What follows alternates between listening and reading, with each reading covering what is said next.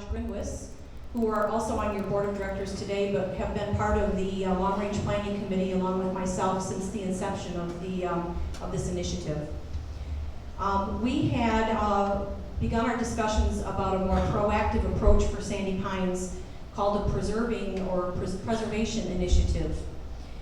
We started that discussion with Jean McCouvering, our park president.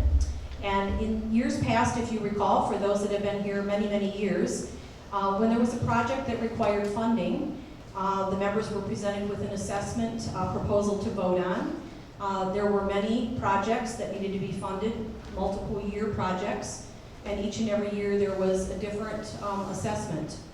We concluded in long-range planning when we looked at the history around those assessments that we have never had a very well thought out, proactive approach and a plan for our park looking into the future. We started calling it the preservation plan. The information today that you'll see has been reviewed by many, many eyes. It began in the long-range planning committee. We dissected it, we revised it, we reviewed it, and then we presented it with Dave Healy's assistance last year. Long-range planning committee, that board last year, and the finance committee, all three groups saw this exact presentation. In 2014, the long-range planning committee forwarded a recommendation to the board around an engineering report that was completed on the Golden Onion building as we know it today. It also houses the adult recreation and the indoor pool. We became aware of the ongoing expenses to maintain that 40-year-old structure, and one that has now become operationally inefficient. The engineering firm indicated in their report that we had structurally 2 or 3 years before something would have to be done with that building. And if you recall, last October 2015, the Long Range Planning Committee conducted a member survey around that, obtaining member feedback on the Golden Onion adult recreation and indoor pool facility. We wanted to gather information, member feedback about what you, the members, wanted to see in that building if we were to repair, or replace it. If the member feedback indicated that those amenities currently housed in that building today, approximate square footage, were the same as what the members really wanted to see in the future, we would include that replacement of that building, the Golden Onion Adult Rec and Indoor Pool, in this particular 10-year Capital Reserve Fund initiative. If you remember the comments shared by Raj Grinwis at the May 2016, just last month's board meeting, he indicated that we were very pleased that 977 members had responded to the survey. The results of the survey, which will be provided to the membership soon, did just that. The members indicated they did want an indoor pool, somewhat larger and deeper. They wanted zero entry, which is one of the specifications we put in the requirements or in the survey. An adult relaxation spot with Wi-Fi, a fixed food retail outlet, and additional indoor pool seating. These were some of the top ranked wishes of the membership as a result of that survey. We also made a decision to gain some knowledge and expertise from an outside consulting firm, a company called ProNexus. The plan was reviewed by many eyes, again by long range planning, into the finance committee, and again with the board.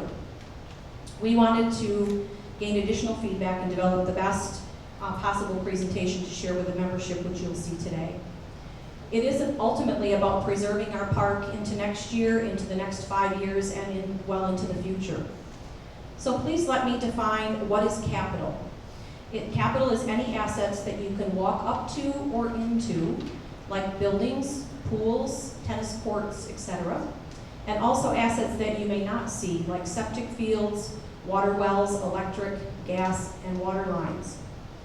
What is reserve? Reserve is collected money that is scheduled for a specific use. It's reserve is an account set aside by an individual or a business to meet any estimated or unexpected costs that may arise in the future, as well as the future costs of upkeep. Given the fact that the board is revealing what the funds will be used for in this initiative today, the term reserve may be a misnomer in light of the fact that the funds will be designated to certain expected expenses, as it shows in this 10-year repair and replacement document. In fact, our projections for the next 10 years reveal that Sandy Pines may need to have a line of credit to fill in for those years where there will not be sufficient funds available due to the short period of time the reserve fund has been implemented. You may ask, why change? Well, I would answer that it is the responsibility for us to take care of the stuff that we have in the park and to protect it and maintain and preserve the stuff that we do have. And you may ask, why now? Well, for Sandy Pines to continue to be a premier park in the state of Michigan and one of the most highly recognized parks in the nation, it is now time to shift from construction mode to a preservation mode, taking care of the legacy that has become Sandy Pines by preparing to repair and replace those assets that attract families to this place and support the value of our individual investments. Our primary focus here and purpose here today is to allow you, the members, a thorough review of this initiative. The Capital Reserve Fund ballot language is being finalized. It will be voted on next week, Friday night, by your board at the open session board meeting. And the next step, if that ballot language is approved by the board next Friday, this Capital Reserve Fund proposal will be voted on by the membership at our August election on August 20th, 2016. It's very important that you develop an understanding about what this means for you as an individual member and for the future of our park. I would ask at this time if there's any past board members or finance committee members, long-range planning committee members, or current board members that have had input in this plan, if you would stand and be recognized at this time. Carolyn Nielsen and Mike Young need to stand. Carrie Bunce needs to stand. Thank you for your contribution and all that you have given to the park around this initiative.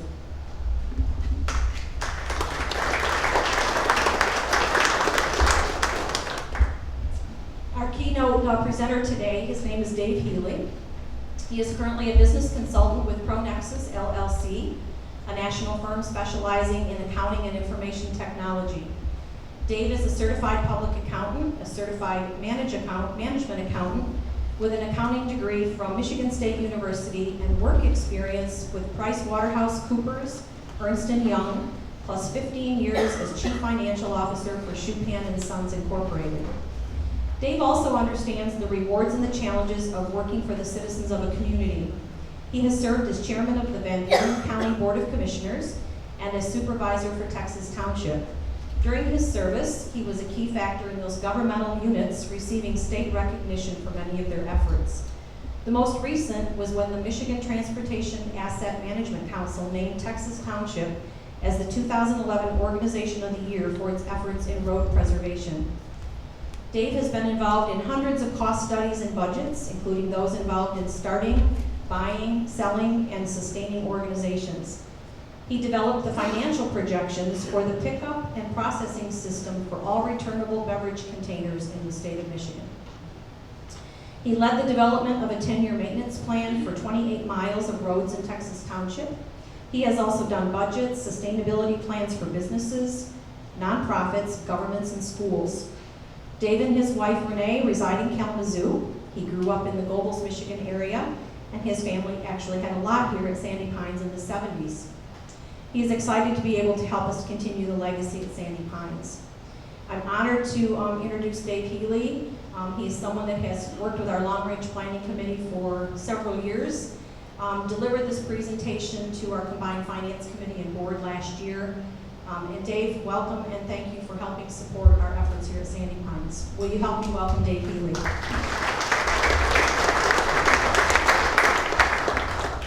Thank you, Marty. And on behalf of ProNexus, I'd like to thank you for giving us the opportunity to help you in your efforts to preserve the assets of Sandy Pines.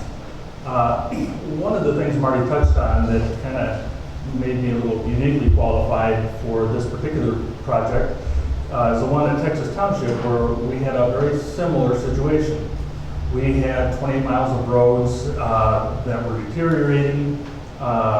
We didn't have adequate funding to maintain those roads. We weren't collecting enough taxes to do that, and so we had to go through this same process where we identified the needs of what roads needed to be maintained, what would be, just how we would go about it, how many dollars would be needed to do that.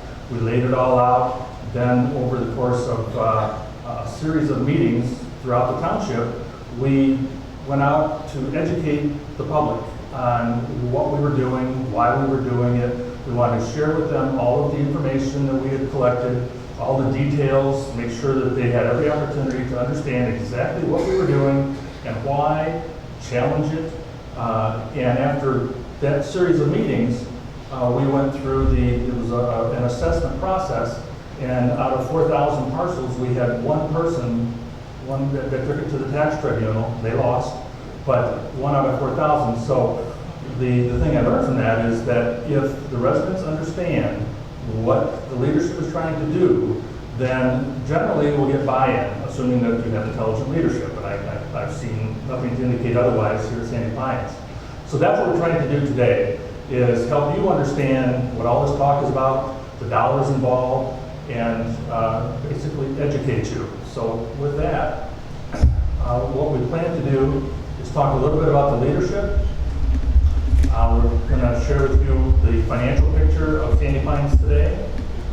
Then we're going to talk about that list of needs that have been identified by the committees Marty talked about. Then we're going to talk about how many dollars that it's going to take, how we're proposing to get those dollars, and then the actual implementation process. In terms of leadership, we've got good oversight, is a collective opinion today. We have a lot of member involvement. We have better communications than have taken place in the past, I'm told. We have proactive managers, and we have improved service levels. As far as providing that better oversight, we're receiving more timely and meaningful information, primarily because we've got 120 members involved on over 12 committees here for Sandy Pines. Now, that means that we have a better chance of ensuring that the policies are being enforced. We can ensure that the operations are following the budgets that are established out there, and we're able to identify and address the issues sooner with that many people from all over the park giving feedback to the committees. The committees are communicating with each other better, which ensures that we identify issues before they get out of hand. We also have a new president, and with that new president is a new approach. His focus is on preserving what we have today for the future, not on adding new and more amenities, and you'll see the proof of this as we get into the detail of the asset plan. He's actively pursuing outside funding and collaboration. For example, we're looking at FEMA for funding for storm sirens, and there's some other projects as well. Cell tower opportunities, looking for additional funding opportunities there. So these are things that are on the radar screen. Very focused on communications, as I've kind of mentioned, and that's not only among the committees and the Sandy Pines Board, but also with the members. And for example, you're having these face-to-face meetings, as well as meetings like we're having right now, where this is your opportunity to meet with the leadership, ask all the questions that come to mind, and make sure that you're comfortable with what leadership is doing. The area managers are attentive. The service levels have improved in all areas based on feedback. It's rangers, recreation activities, park and garden, maintenance. This efficient management has led to a surplus of over $1.5 million over the last several years. And you'll see in a moment where that comes into play and what's being done with that savings. In fact, right now, in terms of financial strength, what I've done here is looked at, this is 6 years worth of financial statements. These are reviewed financial statements, reviewed annual financial statements. They are reviewed by an independent CPA firm. So the numbers are consistent from year to year. I've broken it down to the key assets and liabilities. There's really, this is the current assets, which is basically your receivables and cash balance. Noted, then the next line is the investment in the park. That's the investment minus the depreciation. So you see a drop here of, this is a couple $1 million. These are all in thousands. A couple $1 million drop. That's because depreciation, I mean, the assets became fully depreciated, dropped off at that point. The investment basically has been about the same as the depreciation level for the last 5 years. So total assets, you subtract the total liabilities from that. There are no long-term liabilities, there are only current liabilities, short-term payables here. So that gets you to your total equity number. So you're a solid organization. But the most solid piece is the working capital, which is simply the total current assets minus your current liabilities. That difference is right here. You can also get another number here, ratio, current ratio they call it. That's an important measure of financial strength. Basically, it's the ratio of these current assets to your current liabilities. Normally, a ratio of 3 to 4 is pretty solid. Here, you're looking at 7 and 8. So again, you've got a solid organization. The numbers right here, you'll see these are increasing. 2.4, 2.4, then bounces down, but back up, and you're up about 3.9 right now. That's basically that $1.5 million that I talked about that management has been able to generate or come in under budget and manage it a little more effectively. Those savings result in a growth in working capital. So you've got some strength, some increasing fund balance or cash balance here as well as fund balance. That, I'll show you in a moment what we're going to do with that money. These next 4 slides, I've got 4 numbers I want to kind of focus you in on, but I'll start with the high level number. Because I'm going to get into the details of what's behind all these, but first I want to show you the high level so that you kind of get your head around the total. We're looking at a total of about 11.9, just under $12 million of investment. Okay, that's broken down between maintenance and replacement, of which about half of that represents expenditures that needed to happen yesterday, or at least management wanted them to happen yesterday. The money wasn't there to do it, so they got delayed, pushed out. And when you see the list, you can understand what we're talking about. So those are delayed assets, and then the other half of that are assets that need to be done over the next 10 years. So all of these assets you see are going to be scheduled out over the next 10 years. But of that total, the vast majority of it is maintenance and replacement.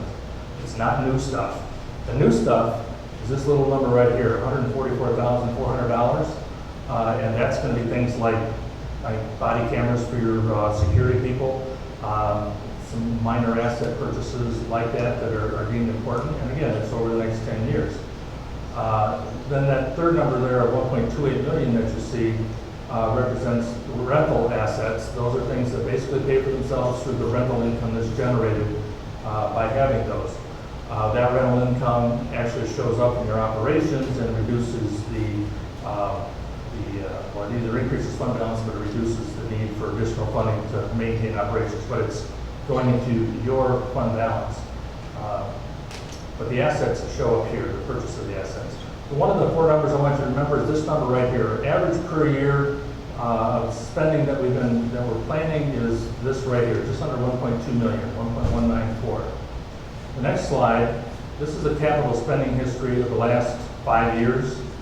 The average of that, we got a total of 3 million, so the average of that is 613,000. So as compared to that 1.2 million, you've been spending about half that amount over the last 5 years or so.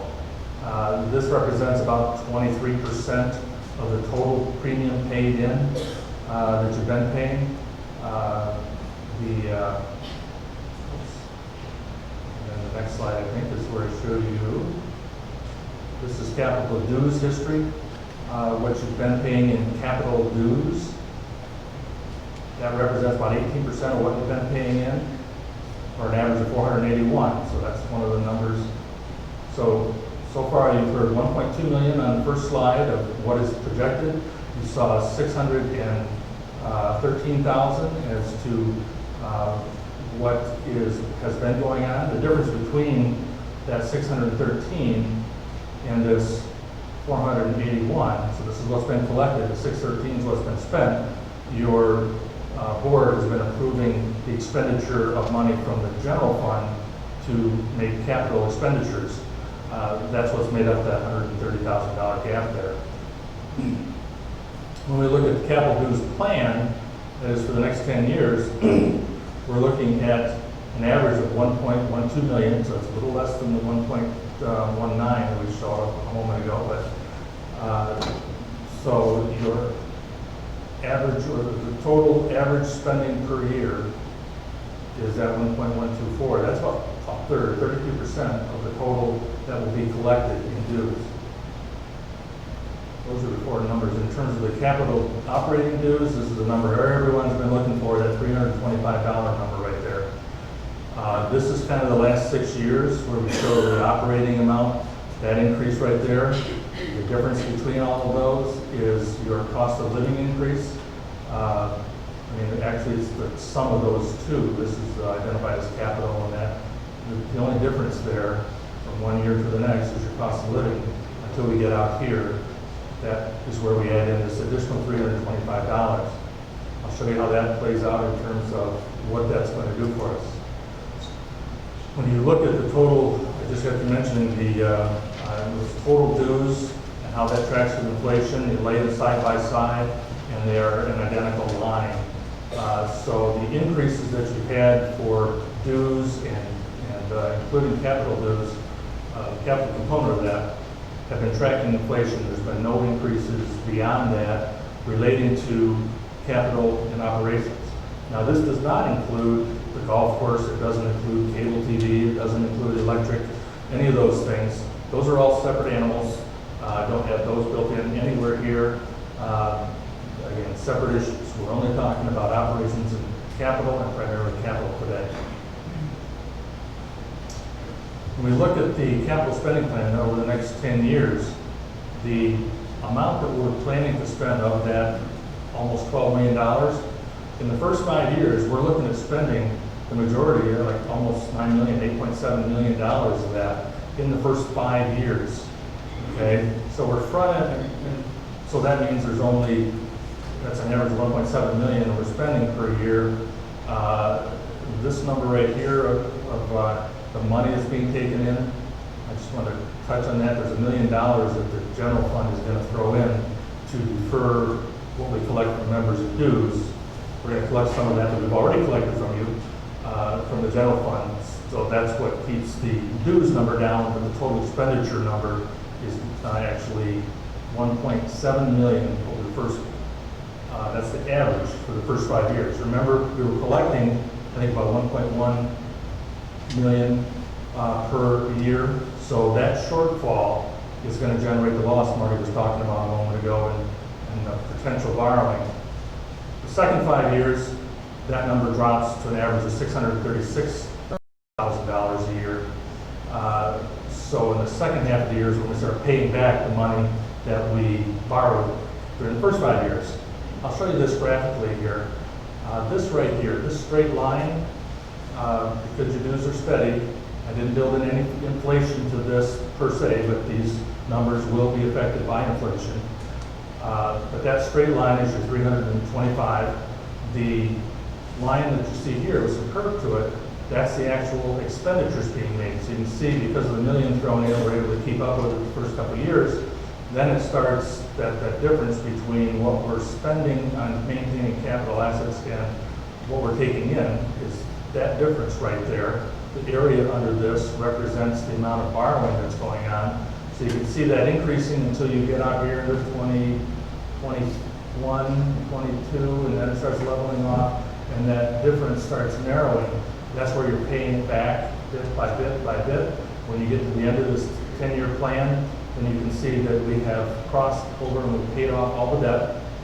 We've taken care of all the assets that are on this detail, and we've started to build a capital reserve fund. Let me jump to a spreadsheet that shows you some of that detail now that's behind all these numbers. This right here is kind of the, I think it's the handout that you have right now. There's your almost $12 million, 1.19 million.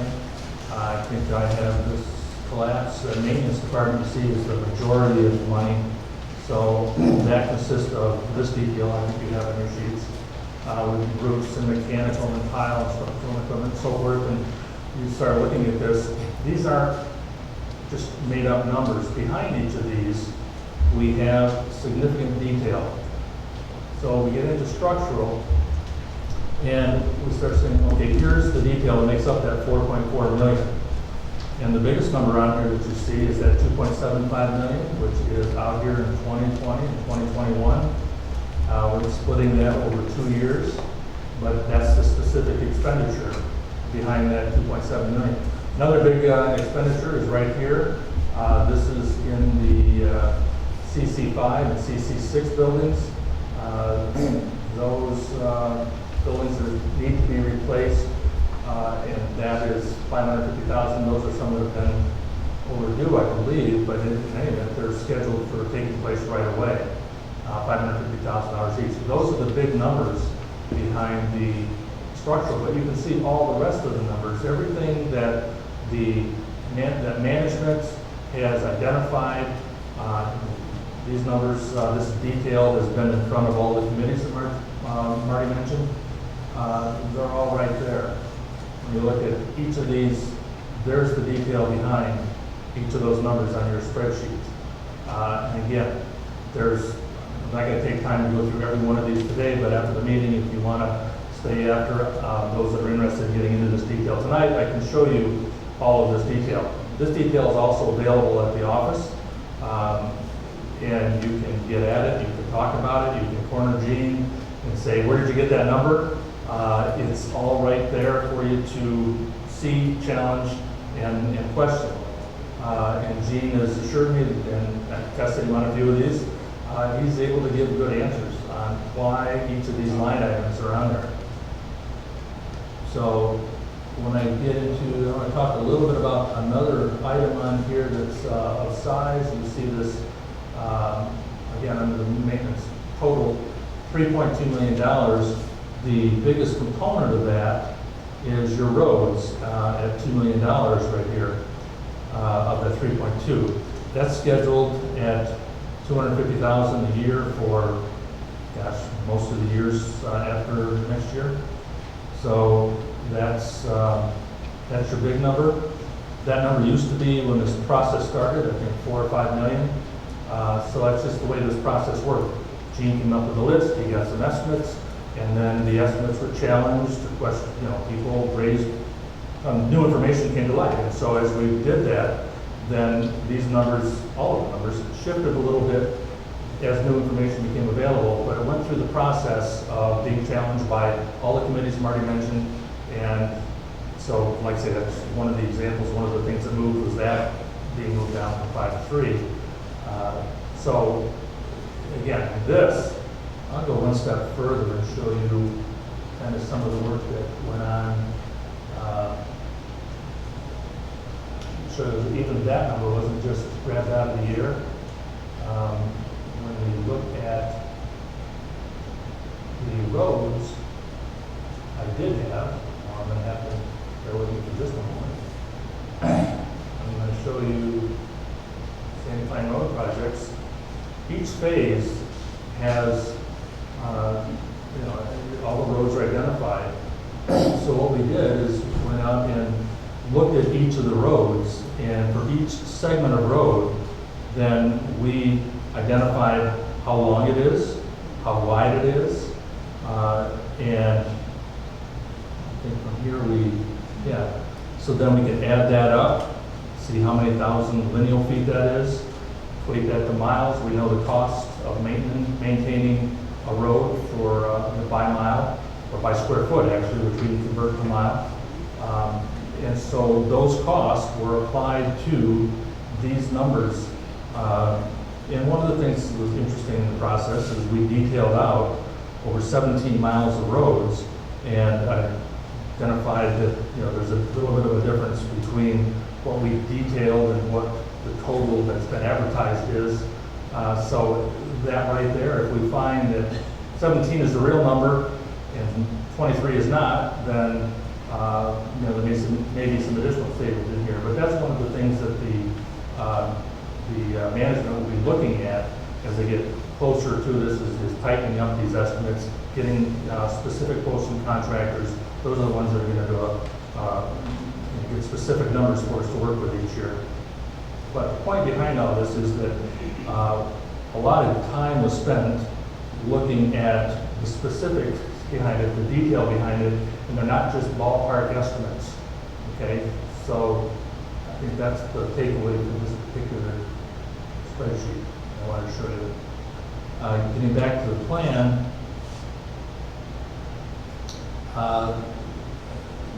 that's how the numbers came together. The average expenditure by year for per member, you can see we're starting out at 900, 686, and 319, and then it's up over 1,000, 1,200, 1,100 per year of expenditure per member. Here's one of the things that are interesting. These are the total cash that's going to be generated for taking care of the roads. And I think you saw these on one of the other graphs, but the total number of members, here's your current assessment of $200, the additional $325 that we're talking about. These are the dollars that those will generate from current and additional. So it's all those numbers per year. I mentioned that in the first year, the board has approved the transfer of $1 million into this to address the capital expenditures. So this is the total amount of the cash that's being generated. So you compare that to the total amount being expended through each year, and the next one here tracks that increase or decrease, but this shows you a fund balance for each of the asset, for the separate fund that is going to be used to address all these assets. Now, what I want to show you is here in 2017, so with all that money coming in, we're starting out with a balance of $250,000 in this account. That's just what's being brought in. Then with the $1 million coming in and with these expenditures, see here's your 2.12 million that's cash generated compared to the 1.971 of money being spent in 2017. So there's a little bit of an increase in your cash balance of $148,000. So now at the end of the first year, your reserve balance is up to $398,000. Okay, so that carries over here to the next column. Then you evaluate the next year in terms of its situation, and you see that capital expenditures are 1.4, yet your cash collected is 1.123. This 1.123 right here, and so your shortfall is 345,000. And with the beginning balance that you had, you're now down to a positive 53, and that continues on with each year. And if you remember that graph I showed you a moment ago, it kind of hangs together for the first few years, then it starts going negative, and that negative is the amount of borrowing that would take place, because that's the cumulative shortfall between what is taken in and what is planned to be expended. So that's going to grow from flat to a total of 1.89 million almost before it starts dropping down. So these are the numbers behind that graph that I just showed you. So it keeps dropping down because out here we're now spending less than we're taking in. You get up to 2023 and 2022, you start seeing that difference. That difference right there now generates positive cash instead of negative, so it's positive cash coming in and starts working that number down. And when you get out here to the end of 10 years, in that last year, you actually go positive, and it's at this point that you start developing a cash fund balance for capital expenditures. Now, this is all going to change as management looks at this every single year, because every year this detail that I showed you is going to be reviewed to see if anything needs to move. You know, it can be, some things may need to be moved up a year, some things may be consequently pushed out the balance a bit. So it's It's our best estimate of what needs to be done based on where we are today. It is subject to moving around a bit, but there's nothing, no new assets are going to be added here, no, no surprises. This is the stuff that's been identified as needing to be done, and how and when we plan to pay for it. But with our best guesstimate right now, we're looking at getting into a positive balance in that, at the end of the 10-year period. Okay. And I think the other piece of this I just want to touch on before I go back to the PowerPoint is people talk about okay, what does the total look like after all this stuff? And you've got your 1123, I think is the number for operations. I do not have cost of living applied to this. Cost of living will apply to this number just like it always has. It will also apply to the 200 and the additional 325. So all three of those numbers are going to have cost of living applied to them. That cost of living increase in dues is what will offset, we hope, the cost of living increase in any of these construction projects that are scheduled out there. Because these are our best estimates based on today's dollars. So hopefully any dues cost of living increases will offset the cost of living increases for the construction cost. So that leaves, you've got your other things in here, cable I threw in, and golf that I didn't want to get into, but there's where you get your total. You go back to the PowerPoint. Okay, this is that graph, and this is what I was telling you about, that difference created this debt, and we got out to the end and we had started to develop a positive balance. Another way of looking at this, if you focus on this line right here, this straight line, that's the annual dues. Again, no cost of living on this. It's $1 million makes the total a little higher in the first year, but then dues level off, and that's what that line is. So we're taking dues and we're saying, okay, here's our capital expenditures. We're looking at that each year, and those are going to match. We'll have enough to take care of everything. So you get out here, and then capital expenditures exceed dues collected. So this represents borrowing. And out here where capital dues exceed borrowing, that represents paying back. This red line is the fund balance that we were looking at, where we start out with that $250,000, and then it dips down a little bit, and then up, and then it starts going down here, and this represents the borrowing. Below, so from here to here, you're down to that almost $2 million borrowing. And then it starts tapering back, going back up, until you get out here. Again, at the end of it, you see that the debt is paid off, and we'll actually start growing there. This assumes that this $325 increase goes through. If it does not go through, these two lines are the same, but the fund balance line would look like this. Starting with your 240, it goes down and continues to go down, down, down. This is where those two buildings come in and so forth. But it goes down, and you say you're down around $6.5, $7 million of debt. It never really recovers. So the point behind this slide is that without an increase that we're talking about, the assets, the improvements that we're talking about just can't happen. So we think we've identified the amount that's necessary to do those improvements, and if you don't have the money to implement those, then that could scale way back to keep this number manageable, or this graph manageable. Okay, I mentioned questions. Kimberly Williams is the Chief Financial Officer for Sandy Pines. This is her contact information. If you have questions, she has all this information. She has all this detail behind it. You can obtain that from her. You can ask any questions you like. Everything's wide open. Jean is available to answer questions as to specific projects that are on the list. Why this, why that. You've got 120 residents that are on those 12 committees out there that are scattered throughout the park. You can corner any of them and ask them about it, because they've been through this several times already, as Marty pointed out. What happens next? There's going to be a couple of face-to-face meetings. That'll be at 8:30 in the morning on July 2nd and on July 23rd. And this is the location where those are at. August is when the ballot vote will actually take place. If that's approved, then these expenditures will begin as scheduled in 2017.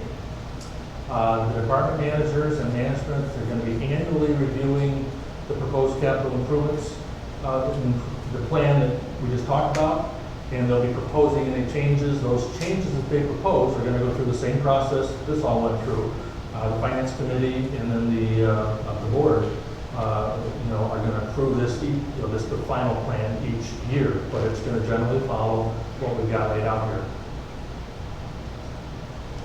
With that, you should be able to enjoy life at Sandy Pines as you know it today, because this is what's necessary to sustain the assets that you have in place today.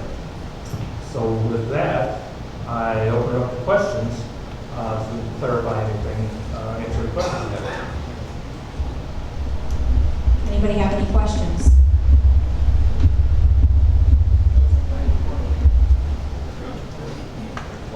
Okay, got a mic coming to you so everyone can hear your question.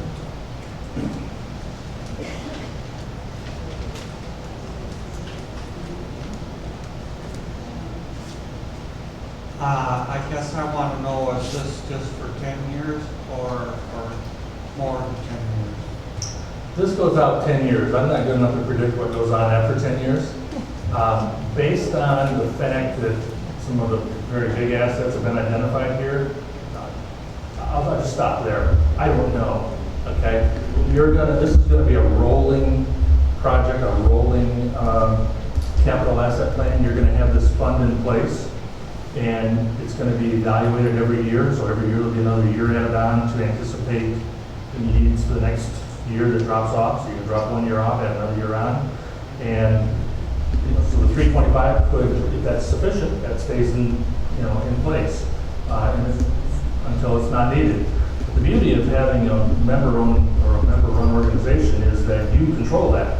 I mean, you elect the board members, you participate in committees, you monitor all of this. So the decisions that I'm talking about on whether or not we need more or less money is going to kind of be determined by all of you. So probably 8 years from now, someone may be sitting here trying to explain all this again. I mean, if I were you, I'd just keep monitoring it, listening. I think one of the things that'll happen here is with this increased awareness of how this all works and what's going on behind it, then you now know that you can look at this detail and you can question that next year that's added. You can look at the expenditures that are being planned, and you can challenge those publicly at any board meeting and committee meeting, whatever. I mean, that's the beauty of the whole process. So the answer is I don't know. It could go up, it could go down. So I don't know how many other $2-3 million buildings need to be built.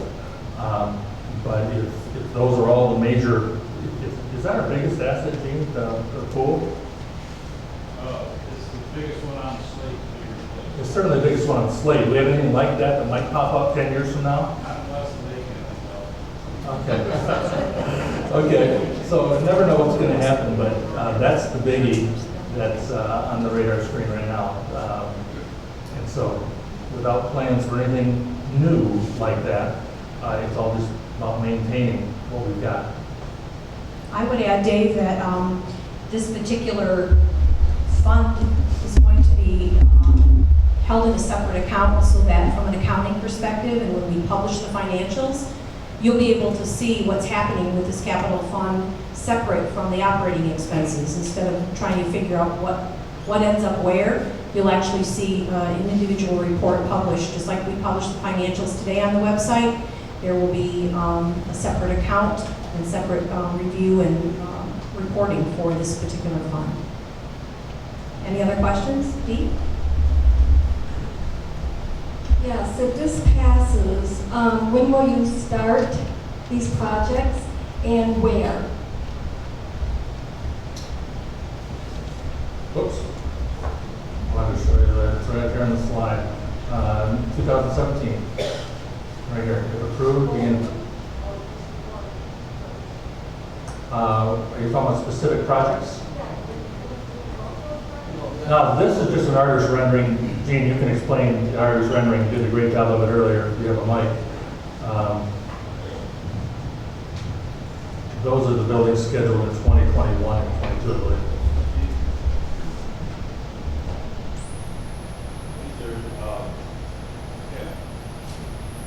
There we go. These are just a couple of artist renderings that Michael Vanderwall did for us by request. That they don't, they're not counting for anything that's planned, but I asked them for a contemporary design and a more traditional design of what something could look like if you're on this side of the lake looking back at the Onion Building or the indoor pool. So these are just a couple of conceptual things. There's no plans to draw those up and build them. So most likely it will look something different than that. And Dee answered your question. See how his slide, there's several things that happened in 2017. There's 3 major projects, the Golden Onion replacement in the same location. That's the plan.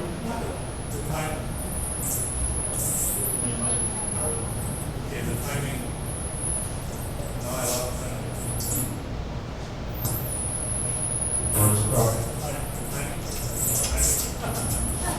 The timing is that. You see it up here. The timing.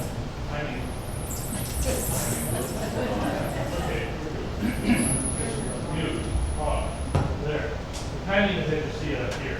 That's 2020 and 2021, and that's scheduled today. So, as Gene was talking, mentioned in an earlier meeting today, engineering studies could come in saying that needs to be moved up a year. Okay, all that would do is change wouldn't change the total, it would change the total, it would change the plan, it would total on borrowing. Any other questions? Back over here. Yeah. I probably don't need the microphone, but working my wife. But anyways, my question is,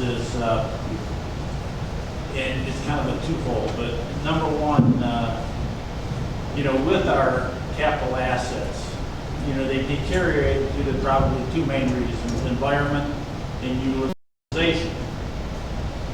Did the board look at any other creative funding ideas outside of just membership? And where I'm going with this is, when we talk utilization, did we look at associate members and the dues, because they use the facilities as much as members? For Gene. Marty? We are always looking for any opportunities to drive more revenue. And in our long-range planning committee this year, that is one of our main topics, is about what can we, as far as services and use of our facilities, what could we do to generate more revenue without feeing the members to death? We have to do other things that we can make more money, raise more money, and try to keep our dues down. So we are looking at that in long-range planning, and Gene is also creating an ad hoc group to help develop a think tank about all of those things that could come into play in the future. So yes, we are looking at that. It's not as detailed as with this plan. This was huge back about 3 years ago to try to develop what do we need to do to be more proactive in preserving what we already have. And there's never been a long-range proactive plan in this market in 40-some years. So we felt a need to do that, and we undertook that challenge in the long-range planning committee. Can I have a follow-up? You mentioned fees, Marty, and is there any commitment? We've seen some pretty steep fee increases over the past couple of years. Specifically, I'm on a dock, and when I went on a few years ago, it was 300. Now it's almost 550, I believe. Is there any commitment to kind of freeze or curtail or COLA fees in the future while this is going on? The fees on the docks have gone. The goal is to, and I think I made that quite clear when we started raising fees on docks 2 years ago.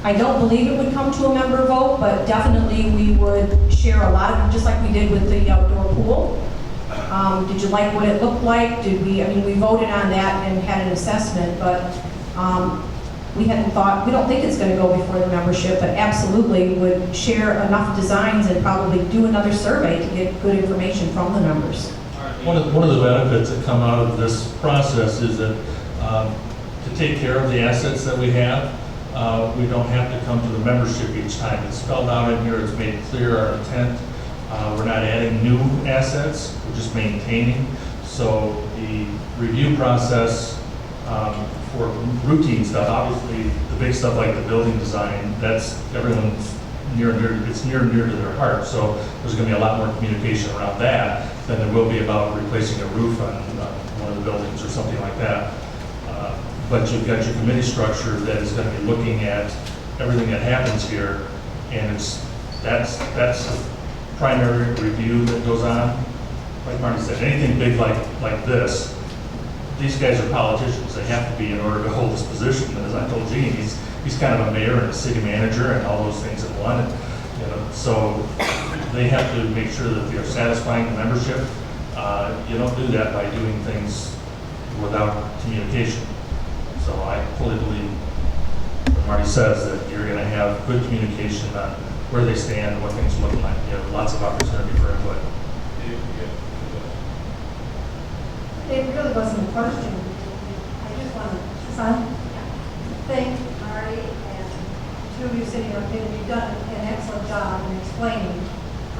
But this handout, it really wasn't brought to anyone's attention. I think everyone should look at it and just see what we have here in comparison to other campgrounds and what we pay. I think it's something we really should look at, and it's kind of an eye-opener, I feel. We call it our Dare to Compare illustration.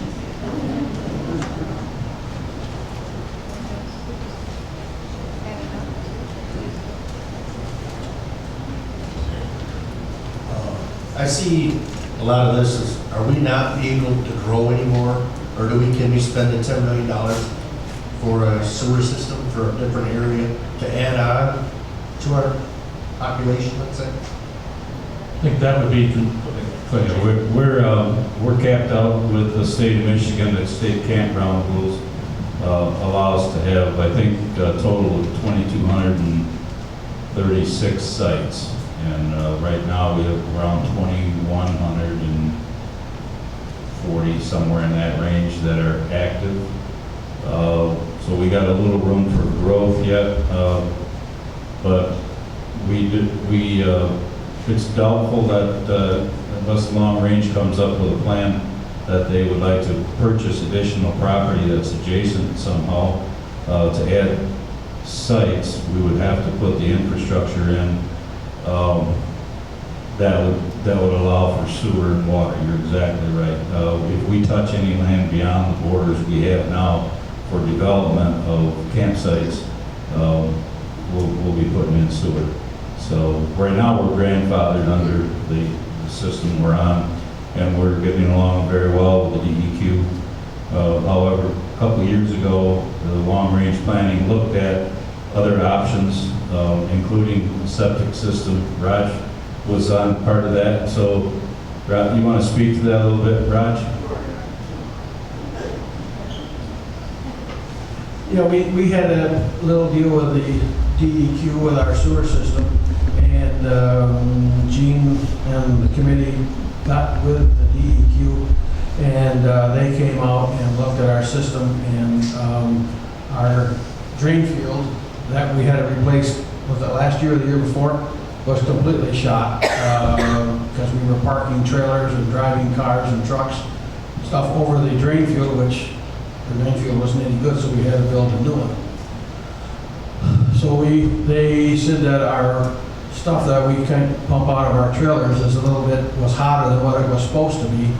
And so they decided that if we would put in a couple more tanks or add more liquid to it, that it would make it feasible for the state to okay what we were doing. Because we talked about maybe putting in each unit, putting in a tank to collect all your water, and you maybe would pump once a year. They bucked on that a little bit, and so that was a plan that kind of went down the tube. And we just, because if we were going to put in a full-blown sewer system, number one, we'd have to have a building, like a town. You'd have to have a place to process all this stuff, and we really don't have a place to put it right now. And because of our area and its hills and all that, we'd have to put in a lot of extra pumps, and it just would have been, the cost would have been so astronomical that, at that time, an assessment that we would have to put on everybody would just, it would drive everybody nuts, because it would just be so far out of line. So what we're doing is the state, DEQ is going along with us for what we've got, and hopefully the things don't get any worse, which we hope they don't. And if we maintain our system by using the proper stuff for our toilets in our trailers, to keep our numbers down, and as long as we can have what we call pump and haul, we pump our trailers, and then it goes into a big tank out. You see where the dump stations are, and then we have a company come and pump that out, and that goes to Allegan County. And as long as Allegan County will accept what we're bringing them, we're fine. But if all of a sudden they say that stuff is too hot, we can't use it, we don't need it, then we're up a creek. And there was the thought of maybe hooking into Allegan, the city of Allegan, with a sewer system, run pipe underground, and that was not feasible. You're talking about $1 million a mile to put that all in, and the cost would be prohibitive on the whole situation. So right now where we're at, the status quo. We're kind of, as long as we do what we're supposed to do, and they won't bother us, and hope that we don't bother them, and hopefully they'll go for a long period of time.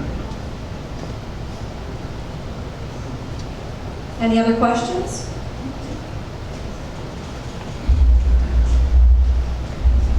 I noticed a big expenditure in the maintenance department for tractors, dump truck, and everything else.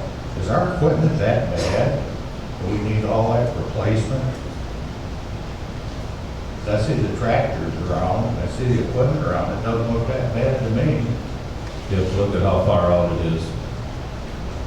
The plans are for 10 years, and so we aren't looking at new tractors and new trucks, replacing them every year. It's for a periodic time. And again, it's an estimate. I would rather have something in there that we don't need than have a space in there for a truck or a tractor that we didn't plan on. So the whole idea of this budget is to plan for what would be considered replaceable assets.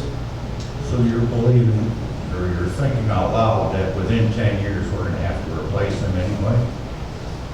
Depending on the current age that they are, the schedule came from our maintenance manager, and he knows. We got some trucks that are 1984, 1985. We very rarely buy a new piece of equipment. It's always used. So when the expenses get to a point that it no longer makes sense to continue to repair, then it's time to replace. And these prices would be for used equipment as well.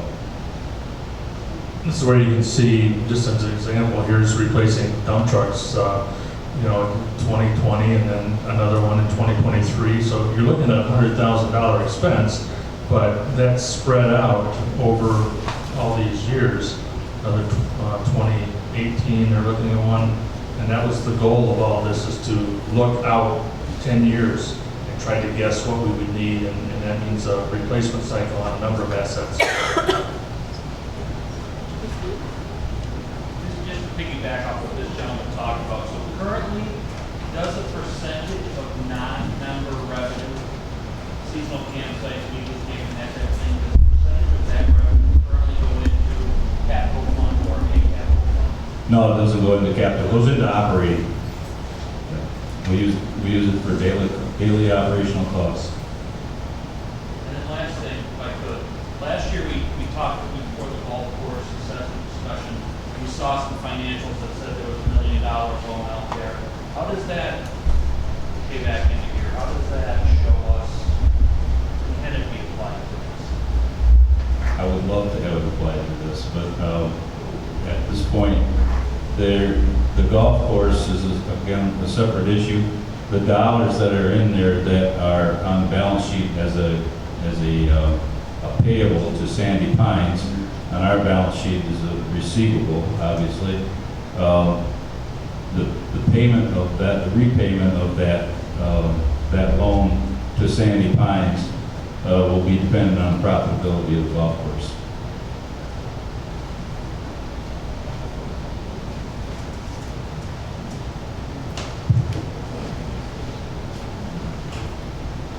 With that new cell phone tower that's going to be on our property, do we make some money off of that? Yep. That's what Gene was saying. Where does that go to? What fund? That'd be general fund revenue, I suspect. And then with the roads, I know it's projected out, but that was one of the huge expenses. I don't really drive around and feel like the roads are that bad. Like there may be a few things here and there, but are they talking about resurfacing, replacing all of them, or to what extent is that? It's a maintenance program. It's looking at the condition of the roads as they exist today and guessing how much deterioration there will be over the years. So we look at the age of the roads and the phases and the condition of those roads. I agree with what you said. That's why it went from like $4 or $5 million down to the $2 million that we've got. That's why you're also seeing the crack sealing. So you've seen a lot more of those little lines getting filled in. It's because that's a road preservation technique. It's probably the most effective one that you can do. And we weren't doing as much of it in the past as we're going to be doing now. Excuse me, the graph that you showed with the breakdown of the roads, tell us, gentlemen, about the Pacer. Sure. When I can even get to the spreadsheet. Roads. Yeah, here we are, roads. One of the things on here is the, see if I'm showing it. I'm not. Each of these segments of roads, there is something called a Pacer rating. It's a 1 to 10 rating that the state uses for determining the condition of each road. So based on what number the road is at, that kind of determines the treatment of the road. For example, if the road has a 6 rating, that means that you can maintain that with a chip seal, which is a fairly simple surfacing technique. If it's down to a 4, then you need to do a 1.5 or something asphalt overlay, which is a lot more expensive, probably 3 times the cost. So the goal in all of this is to do the proper maintenance on each road before it drops below, well, then I would look at a 6. Not let it get below a 6 so that you can use the less expensive treatment. Eventually, you're going to need to replace some of those. If they deteriorate too far and get into the more expensive stuff. But in looking at each of these segments, we drove around a day in the golf cart, looking at all the roads and doing the ratings. You didn't have any roads that were in that bad a shape that would warrant doing an 1.5 inch asphalt overlay right away. So that's why the number went down. And you're driving golf carts instead of cars for the most part, and the speed limits and all those other things come into play. So we've got a $2 million number on there now. It's going to be expended as deemed appropriate, evaluated every year, looked at. We'll be doing the minimum maintenance with the crack sealing, and as an area gets enough cracks in it, that lowers the Pacer rating until we get to a point where we say, okay, this is now at a 6 and we need to do the next treatment, which would be some form of a chip seal, as we talked about. There's so many different kinds of chip seals, it's not even fair to call them that anymore. So some other treatment. So we think we've got enough in here to take care of the roads. It's not going to be a full overlay on everything, and it's spread out over 10 years. We got a question over here. Yes. I was just curious, given the increase in dues, to what extent has the board and consultant looked at how that'll have a bearing on, some of the lots and people that may not be well-to-do? And I'm just curious what the current default rate is on dues, and to what extent are we planning that, that may have an impact. My other twofold question, second part of the question is, has there been any consideration given to giving alternatives to the people that are going to vote at this August meeting with respect to, maybe 1, 2, or 3 different proposals to give them an option? Or is this, or what will happen, for instance, if this is voted down? Do we come back like we do with the golf course and just come up with another proposal the following year? I'm just curious as to how that's, what you plan on doing. Again, we're taking it one step at a time. But there's really only 2 choices. One is to bring something back for a vote when you need it. My understanding is that it used to be that when they needed a backhoe, they would have a vote. When they needed any kind of a piece of equipment, they would have a vote. We think this is a better way to do it. I think it's more consistent. The other option, I said there was 2. The other option is to put a chain in the door, like at the pool. Right now, and I don't think we mentioned that here yet, but we had that pool building reviewed a couple of years ago by an engineering firm, and they came back with a report that I sent on to Long Range, and that is where it came out of Long Range, went to finance, went to board to suggest to follow the advice of the engineering firm and replace the building within 5 to 6 years. What we found out a few weeks ago was that the building is continuing to settle, foundation is continuing to heave, and the west wall, the window wall, is beginning to bow in. So we called the engineer back, had them look at it, and I haven't gotten the report back yet, but when they were here, I asked her if we could meet the challenge of this particular slide that you saw today. Has them in 2020 and 2021, as Marty mentioned, or if we have to go sooner. And her comment was, from what I see right now, 2 years would be a stretch.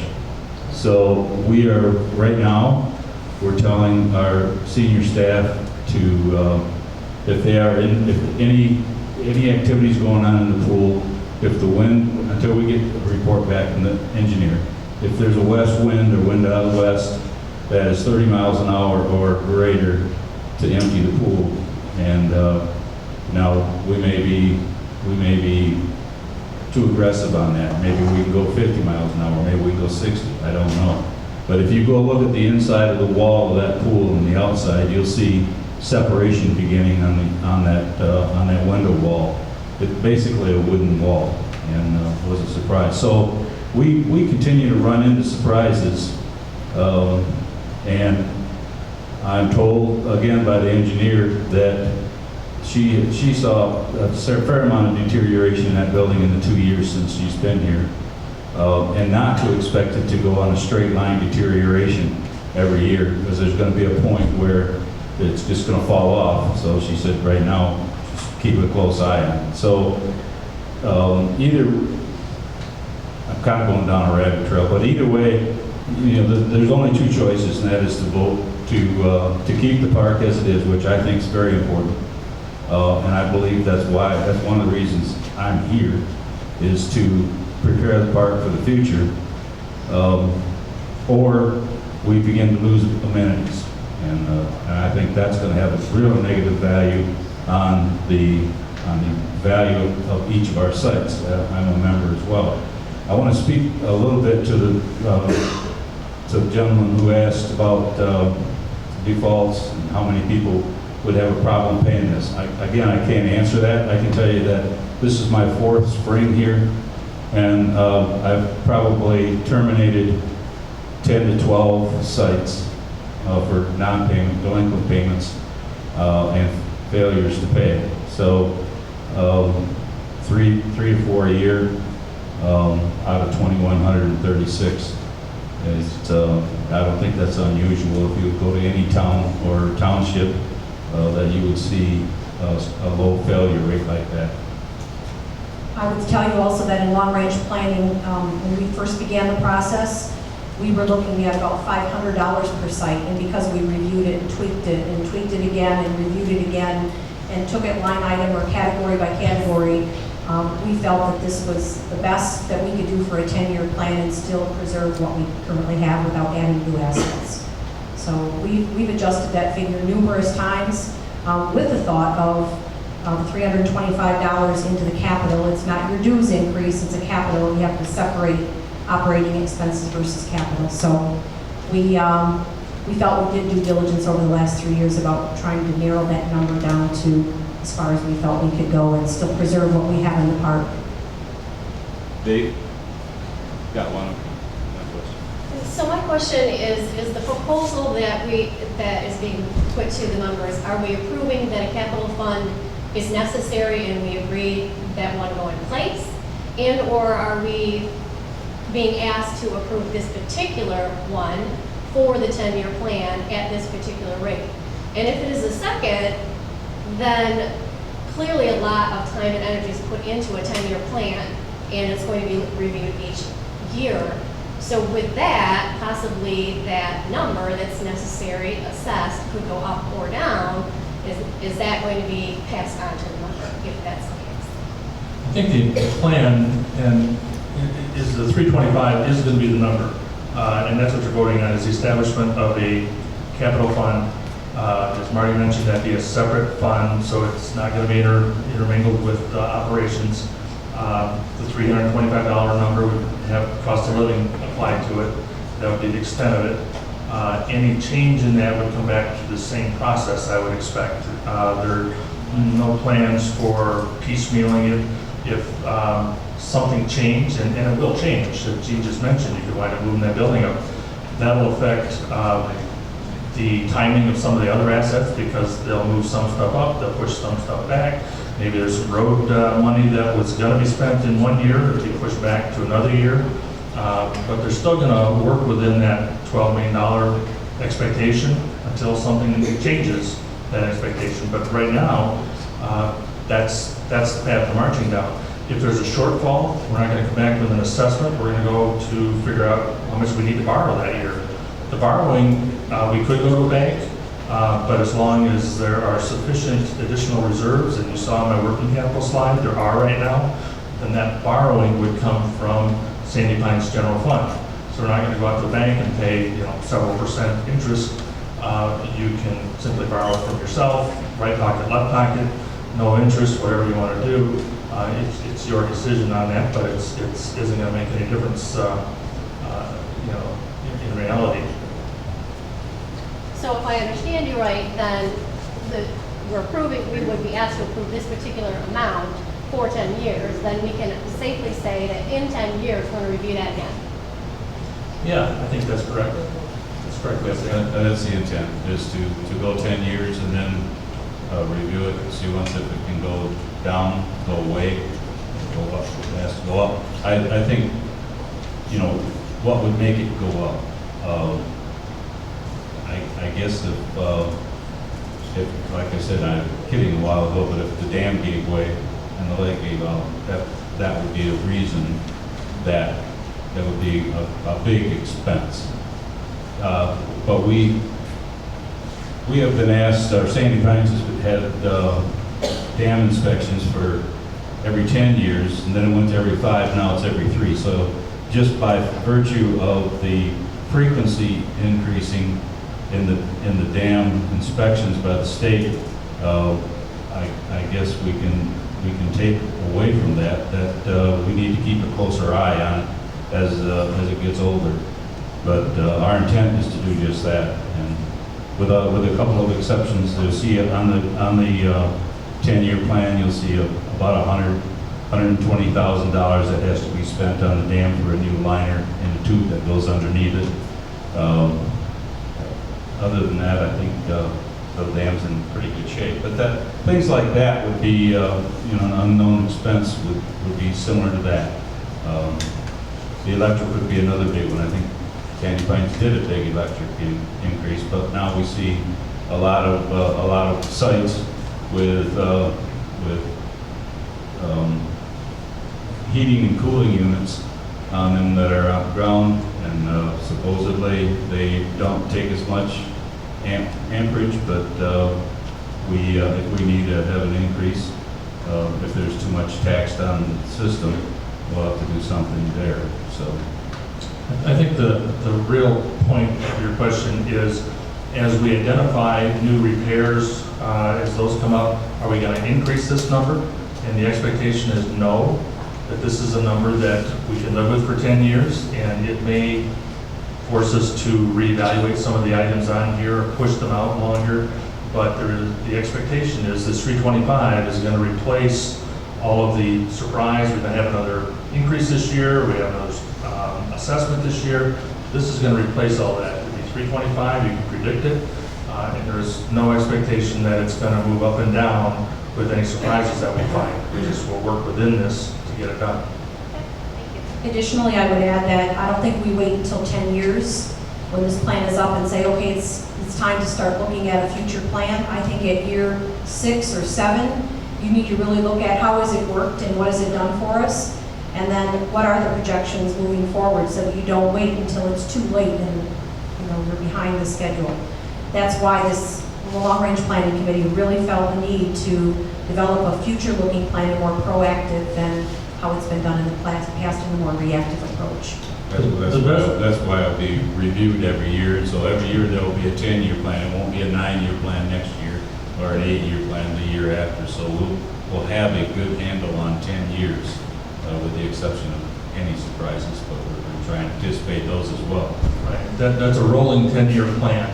So each year you add that years you just mentioned, and so you're going to see with you're going to see any changes coming a long way off. There'll be plenty of time to react. That's the beauty of something like this, is that it is looking out 10 years at everything that you can imagine, and if something else pops up, it gets added to the list, and the prioritization takes place each year. That prioritization is by you guys. It's the 120 people involved in those committees that then make the decisions of what needs to be done. Ultimately, the board signs off on it each year. Another question back here. I've only been a member for 3 years, so this is more of a history question. So how did the indoor pool, the CC, the tractors and roads, how were they originally purchased? How did you originally were able to buy that with our dues? Were they all assessments before?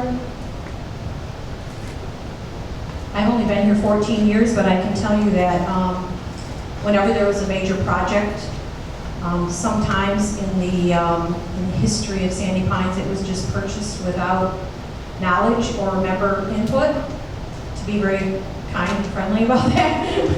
And most recently in my tenure, whenever there's been a project, it's been an assessment. It was just a more reactive approach, like that's what we need to do, and we required more money, or they overspent and went over budget. We just were always catching up. We're always catching up. That's why we determined we need a well thought out plan instead of reacting to things for using members' money. We really need to have a more proactive plan and share it with the members thoroughly so that you understand what's happening with your dollars. And we feel a responsibility as a board to do that. Yeah, a little clarification on the slide a few pages ago. You had an interest component on the capital reserve fund, and then just a second ago we were talking about the Sandy Pines Reserve possibly being the source of that funding and the shortfalls in years 2 and 3. So are we not saying that there's a possibility that 300,000 plus could actually be money that we could spend on capital improvements? The 361,000 is not included in the, I don't think it's included in the 1.1 million number that we talked about, that would have to work its way in there. The reality is I don't expect that to be incurred, which is why I didn't pay too much attention to it in terms of building it in, because as I said, for the amount of shortfall that we're talking about, it's not going to be a big enough number to distort all of this on an annual basis. If you look at this, and I think I've assumed in this a 6%, which is extremely high. Yeah, this one is where we originally had 3% in, so these numbers were half of this, but they said, okay, well, what if rates go crazy? And so I dropped in a 6% number, and those are the annual numbers. You can see that it's for a relatively few years, the numbers are 100, 113, 91, 62, and then they start dropping down. I mean, those are the biggest years in there with any interest expense factored in. So this was an attempt to answer the question of how much would that interest cost be if we had to borrow. Well, that's the number, and that's kind of I look at it as a worst case scenario, because you have the money, so you don't have to go to the bank for all of that. Even if you have to go for part of that, that's the worst case scenario that I see right there to answer your question about how much interest would we actually be doing or be spending. But that's not included in the 1.2 million per year number. Any other questions?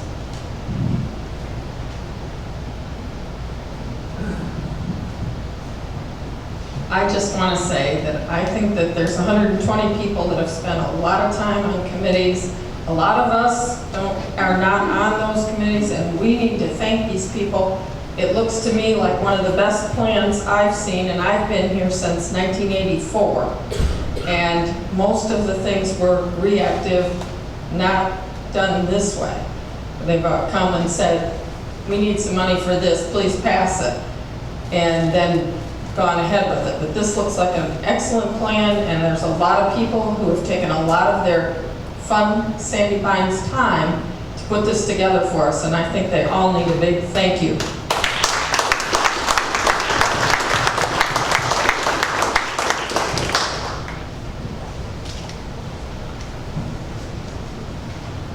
Just reflecting on the park, we all like to make expenditures and make our own site more beautiful. And just recently, I was thinking I would like to replace some carpeting with some vinyl flooring. And I priced it out, and it was going to cost me $500 or $600. And when it comes to individual purchases and improvements on our individual property, we generally make those decisions, and there's not a whole lot of issue involved unless we don't have the money to do it. And as we look around the park, and you look at, she works in home and garden, people come in all the time and make expenditures. So keep it in perspective. Just because it's a add to the assessments or add to the annual outgo of dues, think of it in terms of the expenditures you have to make on your own home just to keep it in good shape.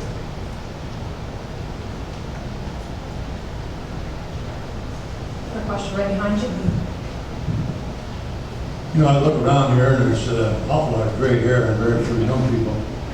I don't know how your meeting was this afternoon, probably the same. Now, 10 years from now, I'll be 96, so we wouldn't be using any of the facilities. How can we encourage more of the younger people that are members to inform themselves before the vote comes?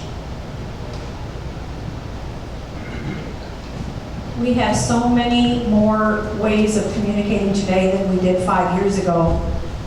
We did see a huge influx of the younger voters, because we did our little demographics before we did the survey in October, so we could tell who was responding.